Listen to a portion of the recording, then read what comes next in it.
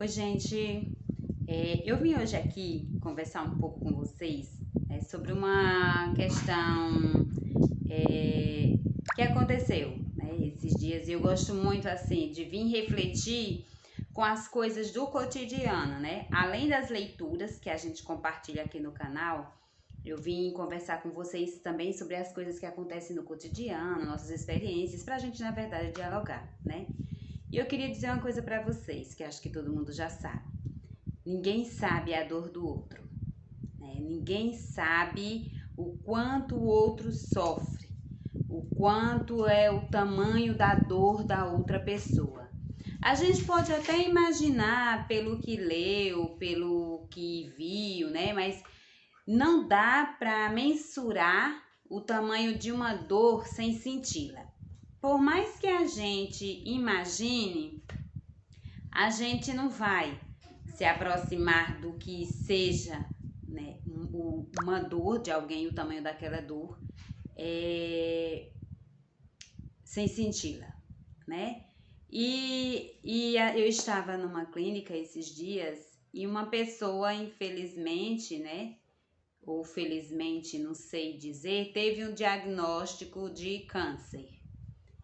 E nossa, como ela chorava. Chorava bastante, porque toda notícia ruim que coloca à prova a nossa vida, que nos deixa a morte como uma certeza mais clara e concreta, né? Ela nos deixa aterrorizado. Então, não quer dizer que você receba um diagnóstico desse e vai morrer. Tem nada a ver, né? Mas daí que você venha chegar no estágio de perceber isso, vai-se um tempo, né? É um processo. Toda notícia ruim, ela é meio que como se ela seguisse um roteiro, né? A primeira vez que você escuta, vem aquele choque. Se for notícia de morte, como esse diagnóstico que eu passei para vocês, o medo de morrer é imediato, né? Quando você sabe que tem uma doença, um diagnóstico desse, você já acha que vai morrer por desconhecimento ou por ter conservado culturalmente uma ideia de que o diagnóstico dessa doença está atrelado à morte, então você já não tem cura, não tem saída, né? Isso é aterrorizante. O momento em seguida passa pelas coisas já que você acha, até você chegar no estágio de conhecimento, né, de como funciona o processo, de começar a se acalmar, a criar forças e partir para a cura. Começa a analisar aquilo que deixou de fazer. É uma das questões que a gente mais encontra quando escuta as pessoas, é que cada experiência dessa, né, que a levou a uma quase morte ou a uma certeza que a morte existe, né, são as coisas que eu deixei de fazer, né? Então, e também começa a consciência de que tudo que você tem não é seu, não lhe pertence, porque você não pode levar. O fato de você não poder levar, você começa a desprender-se, né, daquilo que não é seu, que foi dado apenas para você usar, administrar, cuidar, né? Mas não é seu. E aí, diante da constatação de que as coisas materiais não nos pertencem, a gente chega também a ver que o nosso próprio corpo, né, que nos serve e vai servir até o fim da vida também não é nosso. Temos que deixá-lo. Ele foi emprestado a gente para que a gente pudesse aproveitar, viver bem, não estragá-lo, não maltratá-lo, né? Aproveitar que ele serve a você, né? Que ele é você também, é parte de você, mas que você não pode levá-lo, né? Você é mais do que isso aí. Então, começa-se os pensamentos das coisas que deixou de fazer, né? Das coisas boas. Começa também aquele pesar, né? De, nossa, me preocupei por coisas tão pequenas, eu fui mesquinho, né? Mesquinha com pessoas tão pequeno esse ato, né? Não valia a pena, não valeu a pena ter sido mesquinho com uma pessoa a esse ponto, né? Porque quando tudo se acaba, não fica nada, né? Não fica nada. Então, o que que vai ficar? O que que foi bom viver? Aquilo que eu vivi, as pessoas que eu amei, as coisas que eu fiz porque eu queria fazer, né? Aquela comida maravilhosa que eu queria comer naquele momento, aquele chocolate que eu queria comer, né? Aquilo que eu pude fazer, né? Que foi bom para mim e bom para as pessoas que estão ao meu redor. Então, aquele choro, né? Me levou a refletir sobre a gente vem levando nossa vida no automático, certinho, né? Liga o botão, vai-se embora. E de repente, no meio do caminho, não estava Carlos Drummond de Andrade com a sua pedra, né? Tinha uma coisa maior do que uma pedra. E às vezes, né, é uma coisa que nos faz parar, desligar o automático e começar o manual. E nesse começar o manual, começamos a enxergar melhor, a ver melhor, né? A elencar as coisas que nos fazem bem, que nos fazem felizes. Começamos a deixar para lá aquelas coisas que por mesquinharia a gente ia pegar uma briga, né, por besteira. E começamos a buscar a plenitude, o viver bem com a gente, o viver bem com as outras pessoas. Não é uma situação fácil, mas a dor, ela às vezes nos traz para esse lado de percebermos o que ainda falta nos perceber. E até às vezes as pessoas, né, que acreditam que não, eu levo uma vida muito boa, eu sou muito feliz, né? Eu realizo meus desejos, realizo os desejos das outras pessoas, eu faço de tudo para viver bem em comunidade, em sociedade. Mesmo também diante de um diagnóstico desse, a peneira ainda passa, né? E você começa a perceber que ficou alguma coisa, né? Ainda ficou alguma coisa que você devia ter olhado mais um pouquinho, ter dado mais atenção, né? Ter passado mais tempo com aquela pessoa, sempre vai ficar. Então, o máximo que a gente puder fazer para melhorar a nossa vida e melhorar a vida das pessoas que estão ao nosso redor, nós devemos priorizar isso. Porque pode ser um diagnóstico desse, né? Nenhum de nós está livre. Tanto um diagnóstico desses, como qualquer outra fatalidade. Nós não estamos livres. Mas é necessário que vivamos como se fosse o último dia, né? Que venhamos a aproveitar. Se tiver que chorar, chore. Não cabe a nós negar você ter uma notícia ruim, né? Um diagnóstico ruim e não, eu tô bem, gente, eu vou superar. Chore, não negue a dor, não negue o sofrimento. É necessário chorar. É o primeiro processo, é a primeira fase, é humano. Depois reconhecer que aquilo está ali, mas ele pode sair, pode ir embora. Eu estou acompanhando uma pessoa querida, né? Que ela disse assim: isso, ela teve um diagnóstico semelhante, ela disse: isso não é meu, não me pertence, né? Se não é meu, do jeito que veio vai ter que sair. Nossa, ela é de uma fé tão grandiosa que ao invés da gente ir confortá-la, ao visitá-la, ela nos conforta. E daí é outro ponto que a gente precisa tocar, né, nesse vídeo, que é ter fé. Nós precisamos da fé, né? Seja no nosso Deus, né? Seja em qual espiritualidade você se identifica, né? Mas a gente precisa ter uma esperança e uma crença que seja além desse mundo para suportar, as necessidades e os baques desse mundo, né? De acordo com o que você precisar, você acreditar, é necessário que essa crença nos fortaleça, nos anime, né? E não nos faça definhar antes da hora. Nós temos a nossa hora, mas nós podemos lutar até o fim para que chegue na melhor forma possível. Então, fica a mensagem de hoje, né? A dor do outro não dá para sentir, o que a gente pode ter é compaixão da outra pessoa, né? Que é paixão com a outra pessoa, compaixão de nós mesmos, paixão conosco mesmo. E levar o nosso dia, levar a nossa vida de forma que a gente possa cada vez mais estar bem e feliz.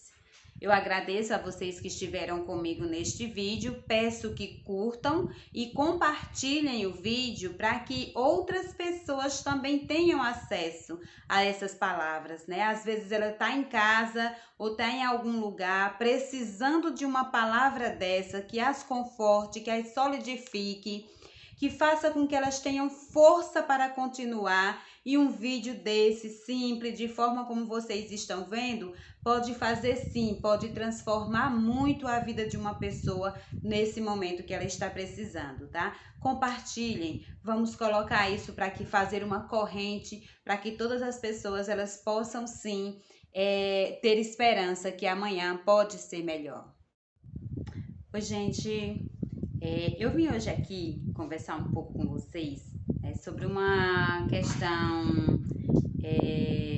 que aconteceu, né, esses dias. E eu gosto muito assim de vir refletir com as coisas do cotidiano, né? Além das leituras que a gente compartilha aqui no canal, eu vim conversar com vocês também sobre as coisas que acontecem no cotidiano, nossas experiências, para a gente, na verdade, dialogar, né?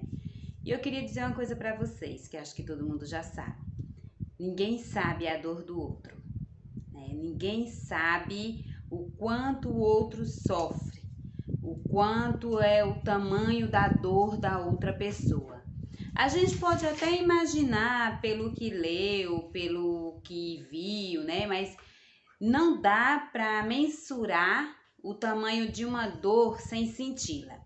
Por mais que a gente imagine, a gente não vai se aproximar do que seja, né, uma dor de alguém, o tamanho daquela dor,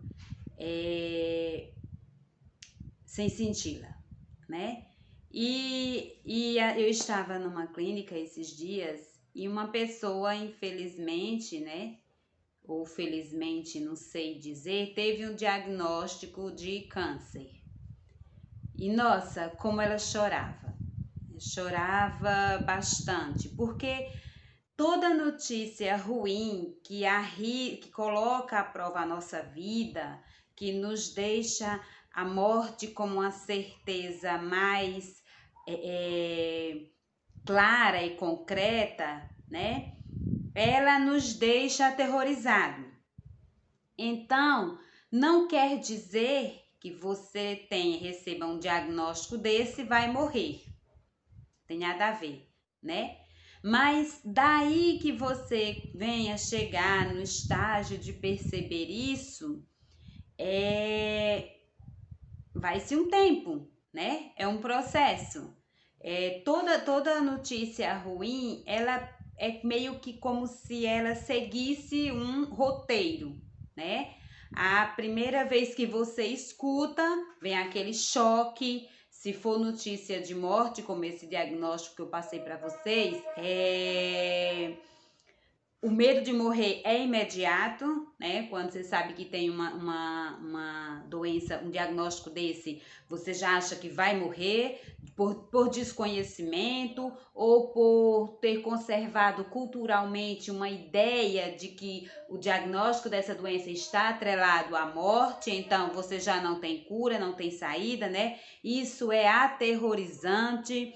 O momento em seguida passa pelas coisas já que você acha, até você chegar no estágio de conhecimento, né, de como funciona o processo, de começar a se acalmar, a criar forças e partir para para cura, começa a analisar aquilo que deixou de fazer.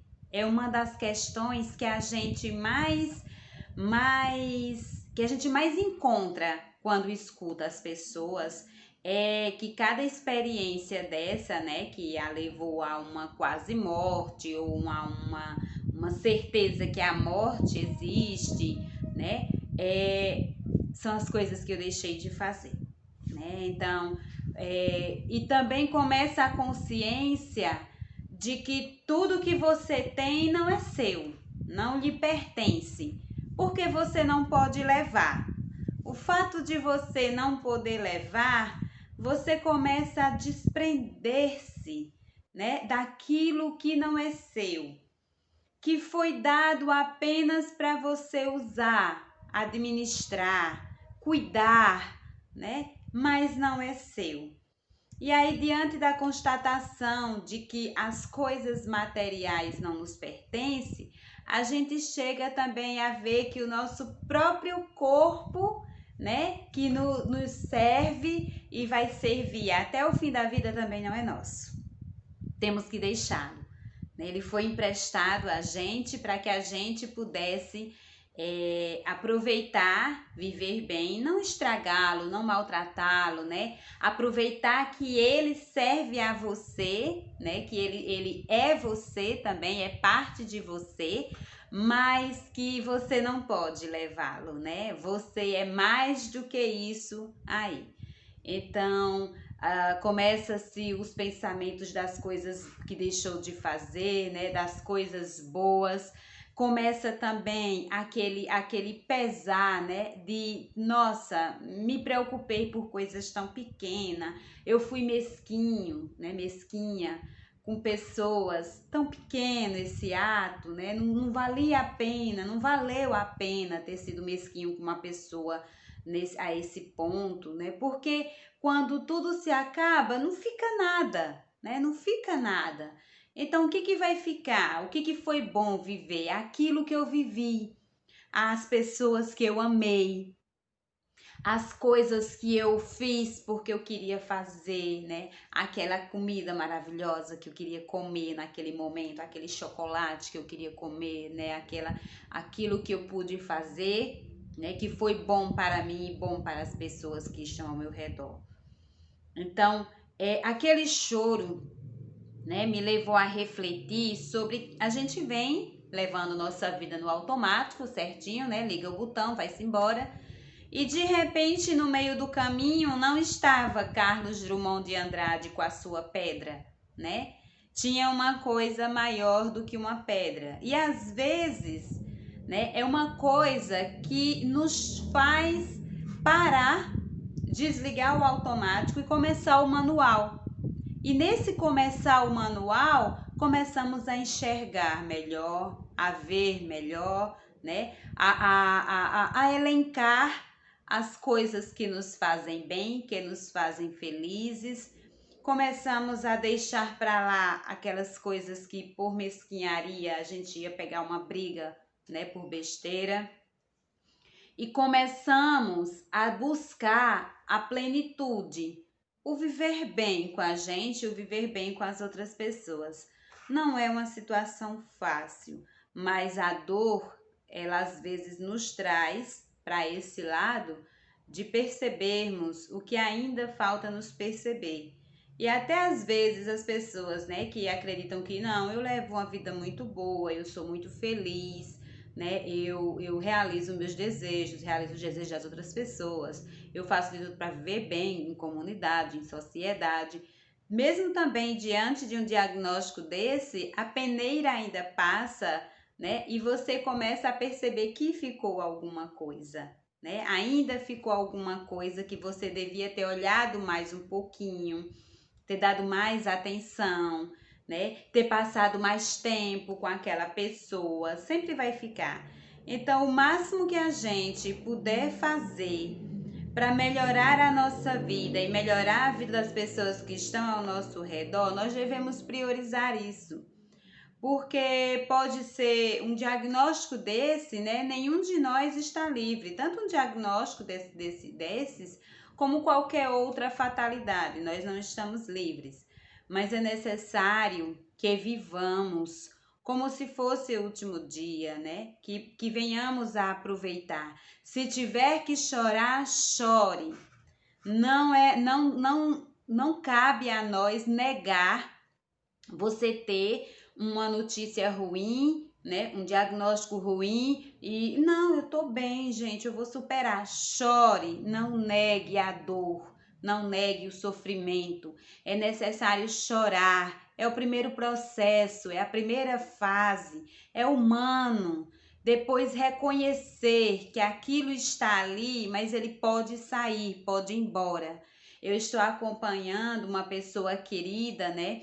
Que ela disse assim: isso, ela teve um diagnóstico semelhante, ela disse: isso não é meu, não me pertence, né?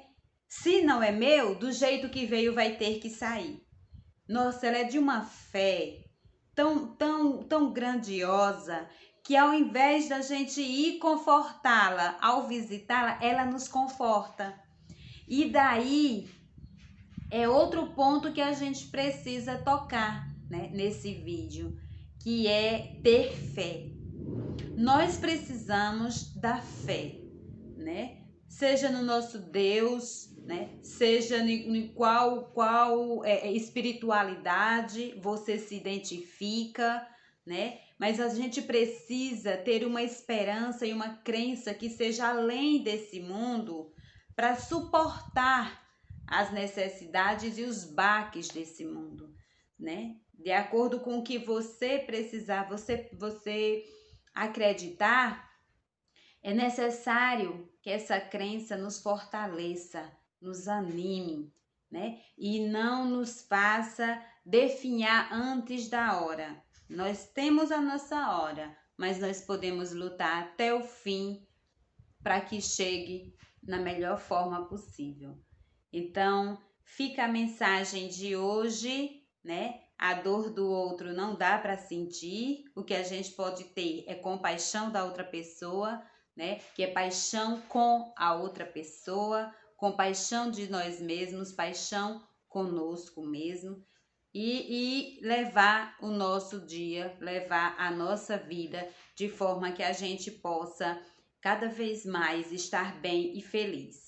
Eu agradeço a vocês que estiveram comigo neste vídeo, peço que curtam e compartilhem o vídeo para que outras pessoas também tenham acesso a essas palavras, né? Às vezes ela está em casa ou está em algum lugar precisando de uma palavra dessa que as conforte, que as solidifique, que faça com que elas tenham força para continuar. E um vídeo desse simples, de forma como vocês estão vendo, pode fazer sim, pode transformar muito a vida de uma pessoa nesse momento que ela está precisando, tá? Compartilhem, vamos colocar isso para que fazer uma corrente, para que todas as pessoas elas possam sim ter esperança que amanhã pode ser melhor.